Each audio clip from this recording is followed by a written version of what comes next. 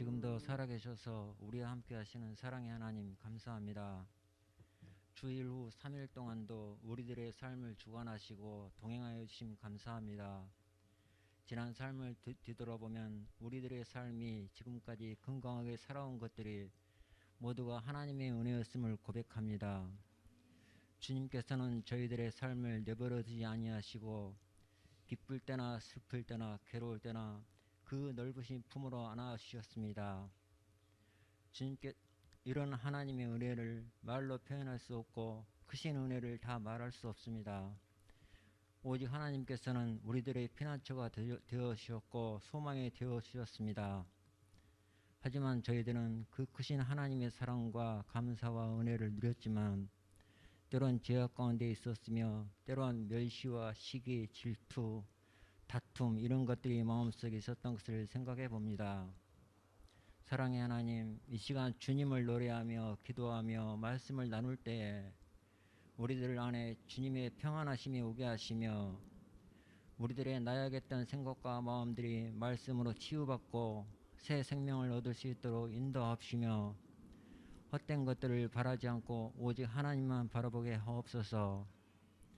사랑의 하나님, 뜻이 있어 이곳에 소명재단을 세우신 하나님, 올해는 기대다라는 표어로 하나님을 섬기며 하나님의 영광을 위하여 믿음의 경주를 쌓고 있습니다. 우선은 새롭게 주님을 영접하는 자들과 새롭게 시작하는 모든 성도들에게 하나님의 은혜가 넘치게 하시며 서로 도우며 주님을 섬기는 데 부족함 없게 하옵소서. 사랑의 하나님, 나라와 민족을 위해 기도하오니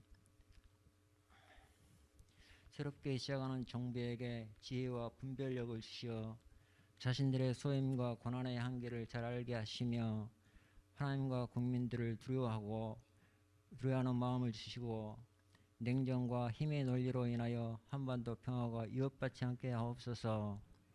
사랑의 하나님, 군에 있는 자들과 입시 과정과 취업 과정에 있는 자들 형편을 아시고 모든 이들에게 은혜를 베풀어 주옵소서. 사랑의 하나님, 특별히 소명재단을 위해 여러 가지로 애쓰는 교육자분들에게 하나님의 크신 능력과 은혜를 주시고 하나님 말씀을 대언할 때 부족함 없게 하시며 모든 성도가 은혜 받고 말씀대로 살기를 다짐하는 성도들이 될 수 있도록 늘 힘과 능력을 베풀어 주옵소서. 사랑의 하나님, 이 시간도 말씀을 들을 때 말씀 안에 생명이 있게 하시며 은혜 받게 하옵시며 기도할 때 찬양할 때 말씀을 나눌 때 하나님 영광 받아 주시옵소서. 감사하며 예수님 이름으로 기도합나이다.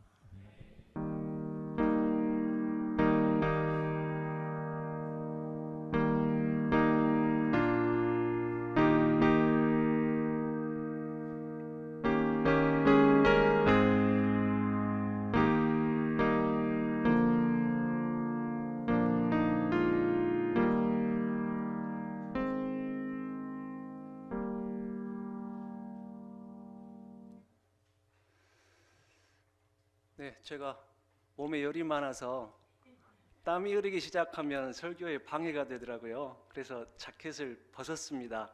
양해해 주시고 이쁘게 봐주세요. 자, 오늘 함께 보실 말씀은 민수기 19장 11절부터 13절까지의 말씀입니다. 민수기 19장 11절부터 13절까지의 말씀, 세 절의 말씀이니까요. 우리 모두 함께 천천히 한 목소리로 읽어보겠습니다. 시작. 사람의 시체를 만진 자는 이레 동안 부정하리니 그는 셋째 날과 일곱째 날에 잿물로 자신을 정결하게 할 것이라. 그리하면 정하려니와 셋째 날과 일곱째 날에 자신을 정결하게 하지 아니하면 그냥 부정하니 누구든지 죽은 사람의 시체를 만지고 자신을 정결하게 하지 아니하는 자는 여호와의 성막을 더럽힘이라. 그가 이스라엘에서 끊어질 것은 정결하게 하는 물을 그에게 뿌리지 아니하므로 깨끗하게 되지 못하고 그 부정함이 그대로 있음이니라. 아멘. 힘든 하루를 보내고 몸과 마음이 지친 상태에서도 어떻게든 은혜를 받아보고자 이렇게 예배하는 자리에 나왔는데 본문 말씀이 시체를 만진 자는 7일 동안 부정하리니, 저도 다른 본문으로 설교하고 싶었어요. 저녁에 시체 얘기하기 싫었습니다. 근데 굳이 이번 주간 매일 성경 본문으로 설교를 해야 한대요. 웃으셔야 되는데. 네, 긴장을 푸시라고 드린 말씀이고요. 사실은 이 말씀이 정말 보석 같은 말씀입니다. 얼핏 보기에는 오늘 말씀이 나의 현실과 너무나 동떨어진 말씀처럼 느껴지지만 성경의 모든 말씀이 그렇듯이 오늘 본문의 이 말씀도 실상은 나의 현실과 얼마나 긴밀하게 연결되어 있는 말씀인지 몰라요. 말씀을 내 삶에 적용한다는 것은 사실 실천하는 것까지를 포함하는 의미인데, 이 시간 간절히 바라는 것은 성령님의 도우심으로 우리 모두에게 이 말씀이 진솔하게 적용될 수 있기를 원합니다. 이 은혜를 사모하면서 오늘 말씀 함께 보도록 하겠습니다. 오늘 우리는 민수기 19장의 내용을 살펴볼 것인데요, 이 민수기 19장에는 시체와 접촉해서 부정해진 사람을 어떤 방법으로 다시 정결케 할 수 있는지에 대해서 말씀을 해주고 있습니다. 이것은 하나님께서 주신 방법이었는데요, 이것만이 시체와의 접촉으로 인해 부정해진 몸을 다시 정결케 할 수 있는 유일한 방법이었습니다. 이미 레위기와 같은 몇몇 문맥에서 시체와의 접촉으로 인한 부정을 간접적으로 언급한 곳들이 이미 있었지만, 이렇게 직접적으로 본격적으로 그 부정의 주제를 거론하는 것은 여기 민수기 19장이 처음입니다. 민수기 19장에서 왜 이 주제가 거론되어야 하느냐라고 묻는다면, 이때야말로 이 주제를 거론하기에 딱 좋은 아주 적절한 시기이기 때문이라는 대답을 할 수가 있겠습니다. 왜냐하면 이스라엘 백성에게 이 시기는 시체와 접촉하는 것이 그다지 큰 충격으로 느껴지지 않을 정도로 시체와의 접촉이 아주 빈번했기 때문입니다. 그만큼 시체를 대면하거나 접촉하는 상황이 많았다는 것이죠. 그래서 그와 같은 부정을 씻을 수 있는 정결법이 아주 절실했습니다. 가데스 바네아에서 가나안 땅 정탐 이후로 불순종했던 결과로 이스라엘의 광야 1세대들은 하나님으로부터 여호수아와 갈렙을 제외하고 모두 광야에서 죽게 될 것이라는 징벌을 받았습니다. 그런 이유로 광야 1세대들은 자연사로 죽음을 맞이하든지, 아니면 사고사로 죽음을 맞이하든지, 아니면 전쟁 중에 죽음을 맞이하든지, 어찌되었든 하나님의 말씀대로 가나안 땅에 들어가질 못하고 광야에서 죽음을 맞이하게 되었습니다. 그래서 지금 살아있는 사람들은 광야에서 죽음을 맞이하는 수많은 시체들을 대면하거나 혹은 처리해야 했습니다. 그것뿐만 아니라 민수기 16장에서부터 시작되었던 고라 일당의 반역으로 인해서 대략 15,000여 명이나 되는 수많은 사상자가 발생했습니다. 대책을 세울 수도 없었고 피할 새도 없이 순식간에 너무나 많은 시체를 감당해야만 하는 사건이었습니다. 이와 같은 이유들로 발생한 시체들의 누적 수를 살펴보면 충분히 이스라엘 백성 전체가 부정하게 되어버릴 수도 있는 아주 위험한 상황이었습니다. 그러니 이런 시기에 시체와의 접촉으로 인한 부정을 씻을 수 있는 정결법이 주어졌다는 것은 그야말로 시기적절했다라고 말할 수 있겠습니다. 하지만 이 민수기 19장이 시기적절했다고 말할 수 있는 가장 큰 이유는 따로 있었습니다. 그것은 바로 하나님께서 부정하다고 하신 것을 더 이상 부정한 것으로 여기지 않으려고 하는, 죄를 더 이상 죄로 여기지 않으려고 하는 이스라엘의 영적 해이함이라고 말할 수 있겠습니다. 이스라엘 백성은 시체와 대면하는 일이 빈번해지면서 인간의 죽음을 자연스럽고 당연한 것으로 여기기 시작했습니다. 그래서 더 이상 시체를 보고도 놀라거나 두려워하지 않았습니다. 그러한 영적 해이함은 시체와 접촉하는 것이 부정하다고 명령하신 하나님께 대한 두려움을 점점 소멸시켰습니다. 일상에서 계속되는 현실적인 문제로 영혼이 무뎌져서 하나님께서 부정하다 하신 죄를 계속적으로 범하면서도 죄를 죄로 여기지 않는 모습이 되어가는 상황에서 주어진 민수기 19장의 정결법, 그야말로 시기적절했다라고 말할 수 있겠습니다. 그래서 이 민수기 19장의 내용들을 보면 시체와의 접촉으로 인한 부정함을 의도적으로 방치하는 것이 얼마나 심각한 죄악인지를 강조하는가 하면 그 부정함을 씻어내는 정결 의식이 얼마나 엄격하고도 세밀하게 실행되어야 하는가를 보여줌으로써 죄를 죄로 여기지 않고 있던 이스라엘의 해이한 영적 상태가 하나님 앞에서 얼마나 심각한 죄악인지를 자각할 수 있도록 돕고 있습니다. 성도 여러분, 혹시 오늘 이 시간 우리가 이 민수기 19장의 말씀으로 설교를 듣는 일이 우리 인생에서 아주 시기적절한 타이밍은 아닐까요?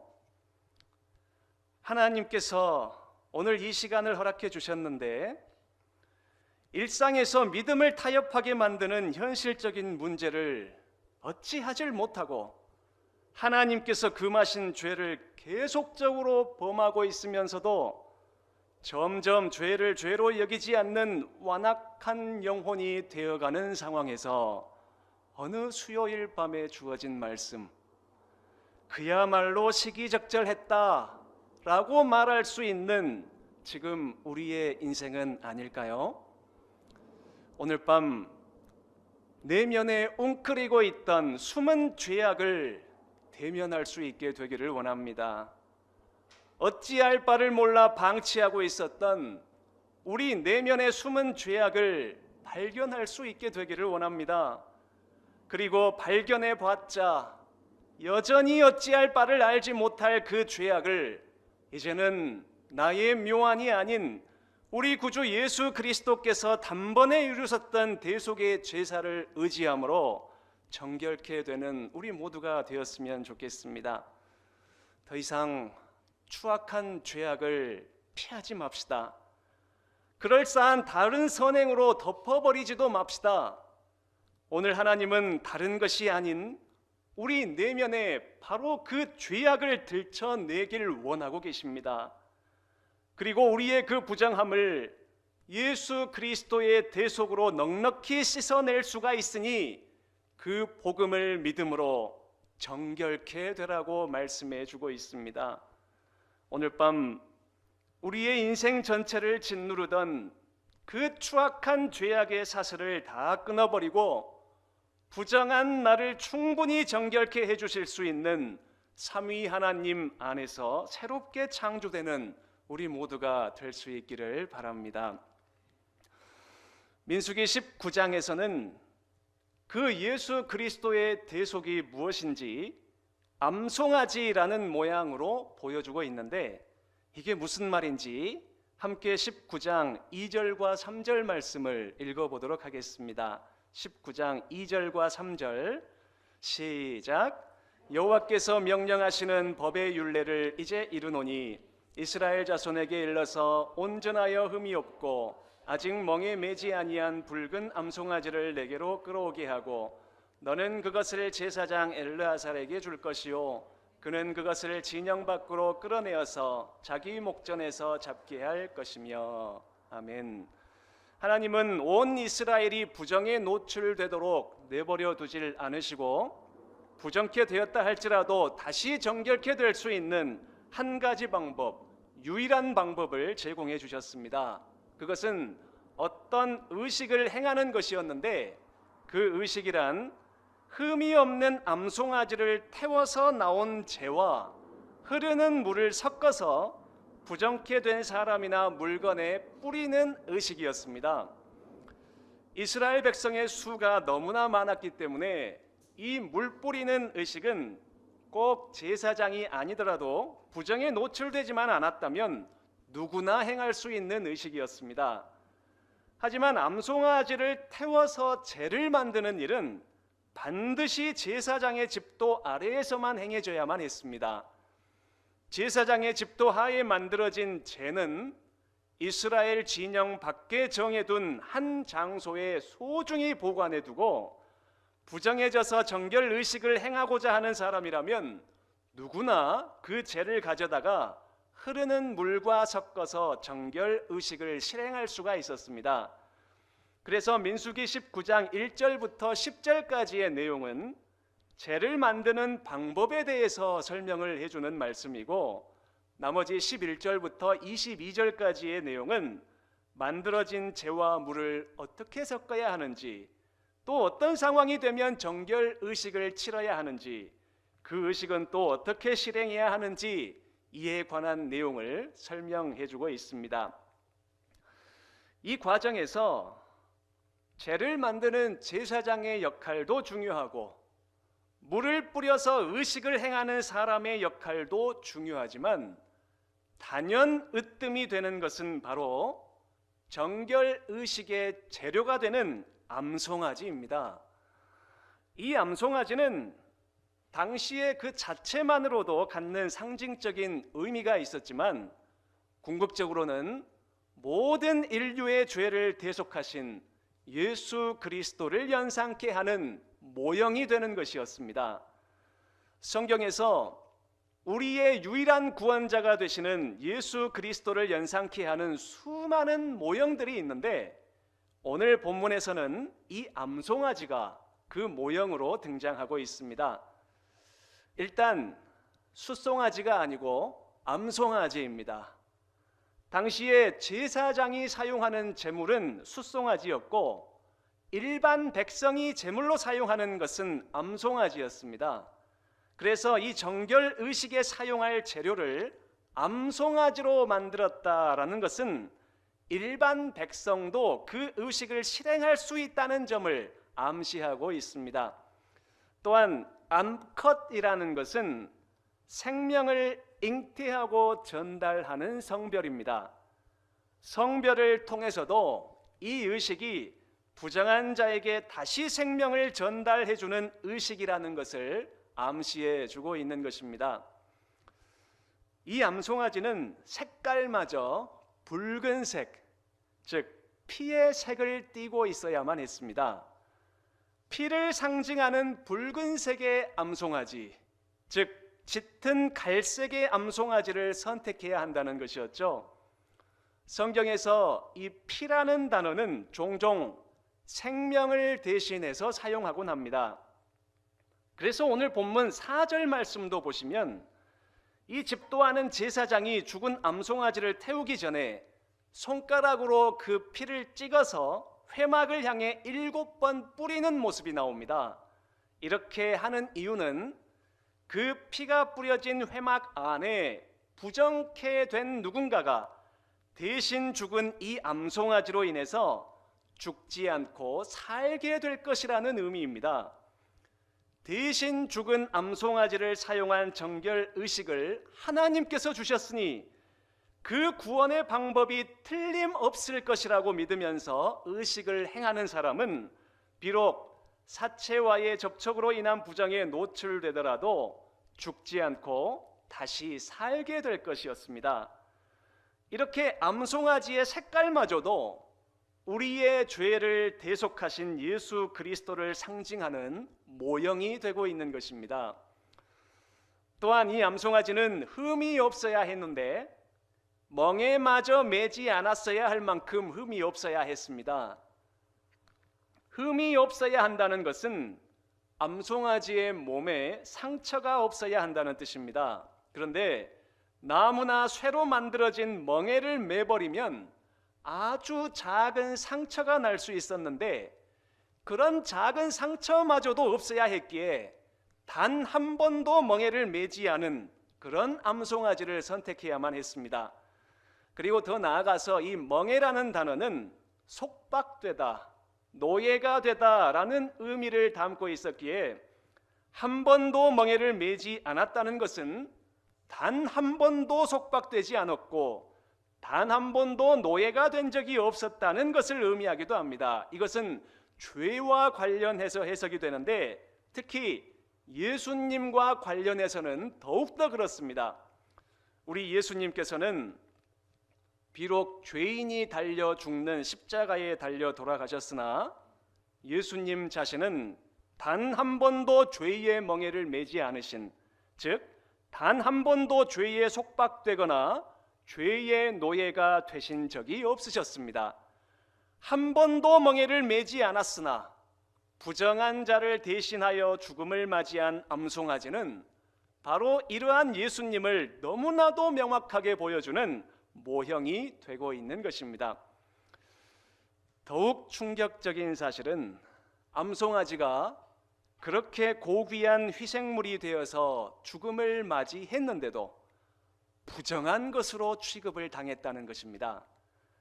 부정한 자들에게 사용되어야 했기에 부정하게 여겨졌던 것이죠. 3절 말씀을 한번 보세요. 너는 그것을 제사장 엘라잘에게 줄 것이요 그는 그것을 진영 밖으로 끌어내어서 자기 목전에서 잡게 할 것이며. 당시에는 부정하다고 여겨지는 것은 모두 진영 밖으로 쫓겨났습니다. 그래서 죽은 자들도 진영 밖에서 매장되었고 문둥병자들도 진영 밖으로 추방이 되었습니다. 그리고 오늘 본문 11절에서 언급이 되는 것처럼 시체와 접촉한 자들도 진영 밖으로 7일 동안 추방당하는 형벌을 받아야만 했습니다. 범죄자들 또한 진영 밖에서 처형을 당했습니다. 부정한 자를 정결케 할 고귀한 암송아지였지만 정작 그 암송아지 자신은 부정한 것으로 취급을 당한 것입니다. 죽임을 당하는 것도 진영 밖으로 끌려나가 죽임을 당해야 했고 죽어서 재가 되어서도 진영 바깥에 보관이 되어야 했습니다. 7절을 보면 이 암송아지는 집도하는 제사장마저도 부정하게 만들어버린다는 수치를 당해야 했습니다. 또 8절을 보시면 이 암송아지는 자신을 불사른 자마저도 부정하게 만들어버린다는 수치를 당해야만 했습니다. 또 10절을 보시면 암송아지를 불사른 뒤에 나온 죄를 거두는 자마저도 부정하게 만들어버린다는 수치를 암송아지는 당해야만 했습니다. 그리고 심지어는 19절을 보시면 타인을 정결케 해주려고 잿물을 뿌리는 자마저도 부정하게 만들어버린다는 수치를 당해야만 했습니다. 하지만 여러분, 암송아지의 죽음은 결국 어떤 일을 위해서 사용이 되었나요? 암송아지의 죄는 수많은 부정한 자를 다시 정결케 만들어주는 정결의식의 재료가 되었습니다. 암송아지의 죽음은 비참하고 수치스러운 죽음이었지만 결국 그 죽음은 많은 사람들의 생명을 살리는 대속의 죽음이 되었던 것입니다. 이처럼 우리를 구원하신 예수님은 거룩한 하나님이셨으나 수도 없이 부정한 취급을 당하셨습니다. 죄인이 아닌데도 죄인 취급을 당하셨습니다. 빛으로 이 세상에 오셨지만 어둠 취급을 당하셨습니다. 그래서 끝내 성전의 진영 바깥에서 죄인처럼 죽음을 당하셨습니다. 하지만 그 비참한 십자가의 죽음이 수많은 죄인들의 생명을 살렸습니다. 예수 그리스도의 십자가 죽음이 하나님 앞에서 그 어떤 노력으로도 아무런 소망을 찾지 못하던 죄인들에게 효력 있는 소망이 되셨습니다. 암송아지가 비록 고귀한 희생으로 죽임을 당했으나 도리어 부정한 것 취급을 당한 것은 십자가에서 고귀한 죽음을 당하셨으나 도리어 부정하게 취급을 당하셨던 예수님을 보여주는 모형이 되고 있는 것입니다. 성도 여러분, 시체와의 접촉으로 인한 부정이 아무리 심각한 죄라 할지라도 암송아지의 제와 물을 사용한 정결의식은 그 부정한 자를 충분히 정결하게 만들어주는 것이었습니다. 시체와 접촉하면 비록 부정한 자가 되어서 7일 동안 격리되었지만 12절의 말씀과 같이 하나님께서 주신 방법을 신뢰하고서 셋째 날과 일곱째 날에 정결의식을 행하면 죄를 이기고 정결하게 되었습니다. 죄의 파괴력이 얼마나 강력했습니까? 일단 시체와 접촉하게 되면 그게 누구든지 7일 동안 무조건 부정하게 되었습니다. 만약 정결의식을 행하지 않는다면 그 자신이 하나님과 이스라엘에게 끊어져서 죽임을 당할 뿐만 아니라 여호와의 성막마저 더럽히고 말았습니다. 이렇게 죄의 파괴력은 강력했습니다. 또한 죄의 전염력은 얼마나 집요했습니까? 14절부터 16절까지를 보면 그 전염력이 얼마나 집요했는지를 알 수 있는데요.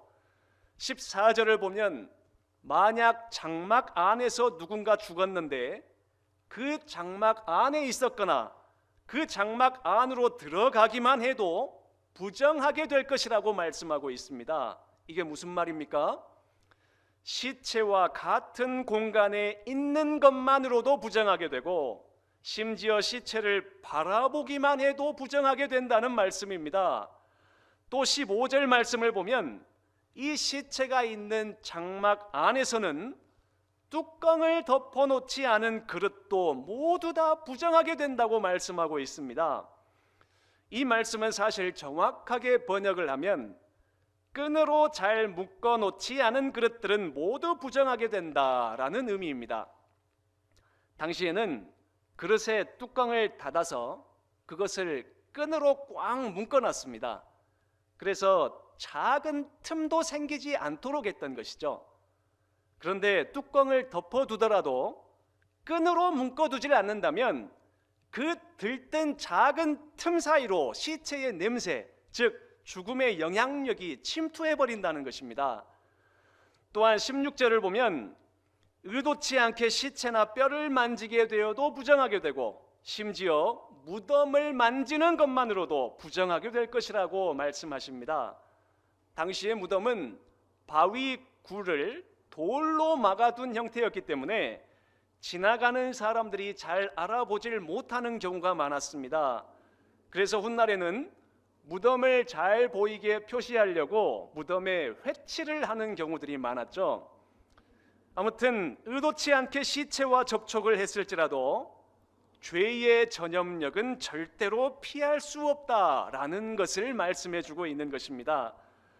그리고 마지막 22절도 보시면 시체와 직접적으로 접촉한 것도 아닌데 다른 부정한 사람이 만져서 부정하게 된 물건을 또 내가 만졌다면 부정한 사람과 직접적인 접촉이 없었더라도 그 사람이 만진 것을 나 또한 만졌다고 부정하게 된다라고 말씀하고 있습니다. 이토록 죄의 전염력은 집요했습니다. 그러나 죄의 파괴력과 전염력이 이렇게 강력하고 집요한데도 오늘 말씀은 우리에게 무엇을 강조하고 있습니까? 아무리 그럴지라도 암송아지의 제와 물을 사용한 정결의식은 그 어떤 부정한 자도 충분히 정결하게 만들어줄 수 있다고 말씀을 하고 있습니다. 그렇습니다. 죄의 파괴력과 전염력이 아무리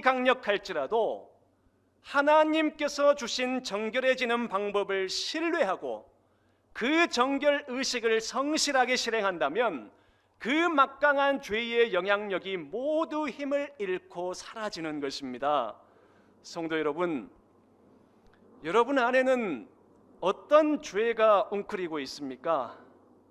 끊어버리지 못하고 도리어 내가 그 사슬에 묶여버린 그 강력한 죄악은 과연 무엇입니까? 다짐해도 또 그것을 찾게 되고 또 다짐해도 계속해서 찾게 되는 여러분을 집요하게 따라다니는 그 죄악은 무엇입니까? 그 죄악이 너무나 강력하고 집요해서 도무지 버리질 못하겠다고 생각할지 모르겠으나 아닙니다. 그 죄악의 파괴력이 아무리 강력하다 할지라도 내 안의 죄악들을 무너뜨리는 복음의 파괴력만큼 강하진 못합니다. 그 죄악의 전염성이 아무리 집요하다 할지라도 내 인생을 장악하는 복음의 장악력만큼 집요하진 못합니다. 문제는 나 스스로가 하나님께서 주신 정결케 되는 방법, 즉 복음을 신뢰하지 않는다는 것이 문제입니다. 그 무엇보다도 복음을 신뢰하고 우선하는 인생이 된다면 죄악의 파괴력과 집요함은 내 인생에서 더 이상 자리를 넓히지 못하고 마치 풍선에서 바람이 빠지듯이 내 인생에서 힘을 잃고 소멸될 것입니다. 12절 말씀을 보세요. 12절 말씀, 그는 셋째 날과 일곱째 날에 잿물로 자신을 정결하게 할 것이라. 그리하면 정하려니와 셋째 날과 일곱째 날에 자신을 정결하게 하지 아니하면 그냥 부정하니. 여기 중간에 자신을 정결하게 한다라는 구절이 나옵니다. 이것은 어쩔 수 없으니까 마지못해서 하는 것이 아니고 스스로 강력한 의지를 가지고 정결 의식을 실행한다는 말씀입니다. 하나님께서 주신 방법을 강력하게 신뢰한다는 것이죠. 하나님께서 주신 방법을 믿으니 그 방법을 실천해서 약속대로 다시 정결케 될 자신을 강력하게 소망한다는 의미입니다. 그렇게 강력한 의지를 가지고 정결 의식을 행하면 하나님께서 허락하신 은혜로 말미암아 정결하게 될 것이지만 의지가 없어서 정결 의식마저 제대로 실행하지 않거나 아예 하질 않는다면 그냥 부정한 상태 그대로 죽임을 당하게 될 것이라고 말씀하는 것입니다. 그렇습니다. 하나님께서 우리를 정결케 하시려고 주신 복음, 그 복음을 신뢰하고 그 복음을 우선순위로 삼는 인생을 다짐해 본다면 우리의 인생은 점점 죄를 몰아내고 정결해져 갈 것입니다. 히브리서 9장에 보면 이런 말씀을 볼 수 있어요. 암송아지에 죄를 뿌려 사람의 몸을 정결하게 하였거든 하물며 그리스도의 피가 너희로 하여금 살아계신 하나님을 섬기게 하지 못하겠느냐. 다시요. 암송아지의 죄를 뿌려 사람의 몸을 정결하게 하였거든 하물며 그리스도의 피가 너희로 하여금 살아계신 하나님을 섬기게 하지 못하겠느냐. 성도 여러분, 어떤 죄악이 하나님의 시선 앞에서 정결해지고자 하는 여러분의 발목을 잡나요? 그럴수록 더욱더 복음을 신뢰하고 우선하는 삶을 다짐해 보시길 바랍니다. 나의 부족하고 연약한 자아는 그 막강한 죄악을 절대로 몰아낼 수가 없으나 우리 주 예수 그리스도의 복음은 우리 인생의 모든 죄악을 몰아내기에 충분한 능력이 있습니다. 예수님 십자가 대속의 죽음을 감사함으로 신뢰하고 그 복음에 합당한 삶을 향한 걸음을 내딛음으로 내딛는 그 믿음의 걸음만큼 죄의 영향력을 우리의 인생에서 몰아내는 그런 우리 모두가 될 수 있기를 진심으로 바랍니다. 우리 13절 말씀 다시 한번 같이 읽어볼까요? 13절 말씀 시작.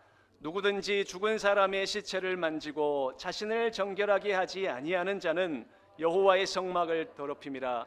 그가 이스라엘에서 끊어질 것은 정결하게 하는 물을 그에게 뿌리지 아니하므로 깨끗하게 되지 못하고 그 부정함이 그대로 있음이니라. 아멘.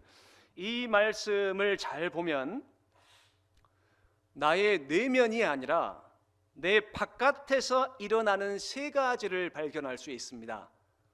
첫 번째는 부정의 원인이 되는 시체입니다.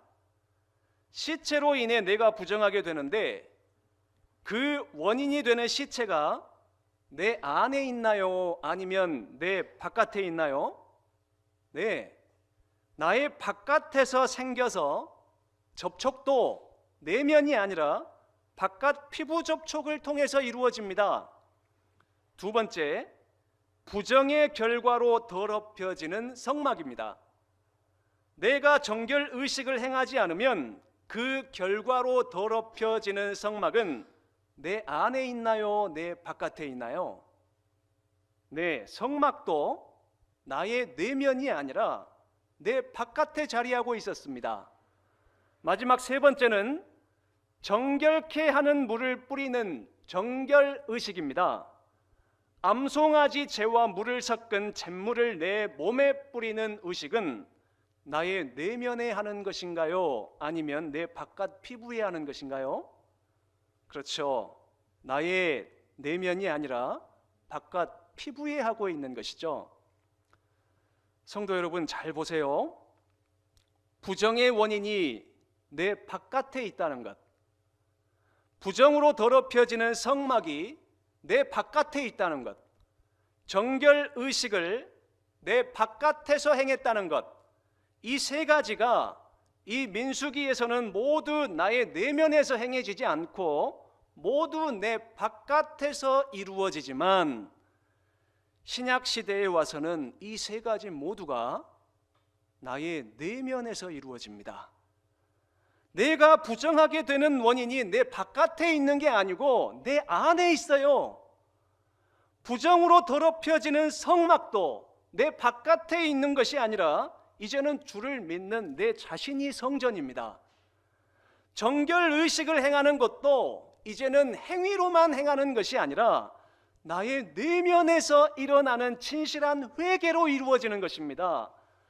아직도 내가 부정해지는 원인이 내 바깥에 있다고 생각을 하시나요? 어쩌다 죄를 일으키는 상황을 만나게 될 때만 내가 부정해진다고 생각을 하시나요? 아닙니다.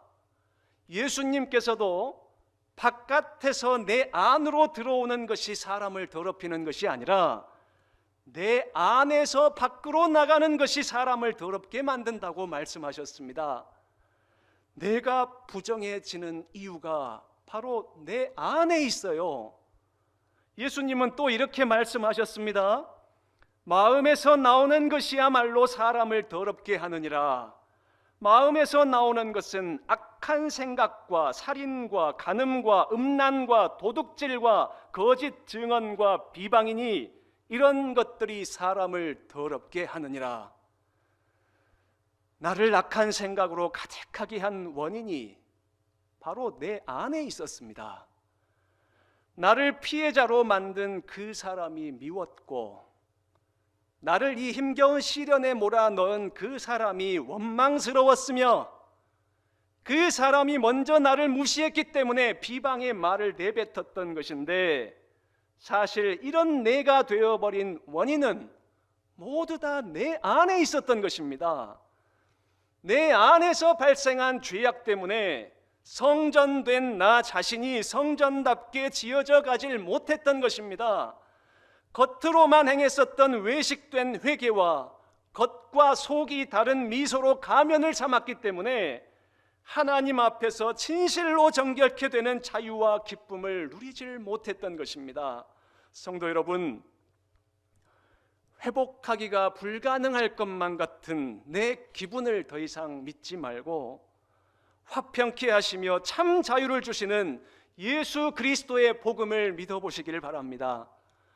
부정의 원인이 내 바깥에 있어서 그것을 만날 때만 나를 정결케 하면 되는 것이 아니라 부정의 원인이 내 안에 있기 때문에 우리는 매 순간 성정된 나 자신을 더럽히는 나의 죄악된 자아를 회개하면서 정결케 만들어 가야 하는 것입니다.